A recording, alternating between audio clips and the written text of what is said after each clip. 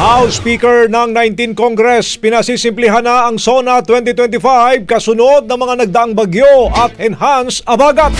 Brigada Haji Caaminio, ibrigada mo! Brigada Live Report! Mismong si dating House Speaker Martin Romualdez na ang nagbigay ng direktiba na dapat ay gawing simple ang pagdaraos ng ika-4 na State of the Nation Address o SONA ni Pangulong Bongbong Marcos sa Lunes. Sa pulong balitaan ngayong araw, sinabi ni Iloilo 1st District Representative Janet Garin na kailangan magsilbing ehemplo ang Kongreso sa pamamagitan ng pag-iwas sa magarbong SONA at pagturing dito bilang isang fashion show.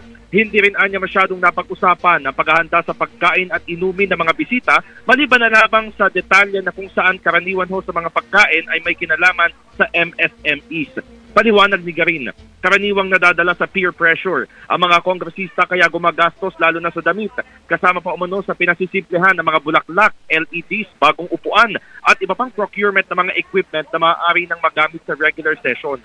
Para kay Garin at sa mga miyembro ng Kamara, mas mahalaga umanong marinig ang mensahe at ulat ng Pangulo sa bayan.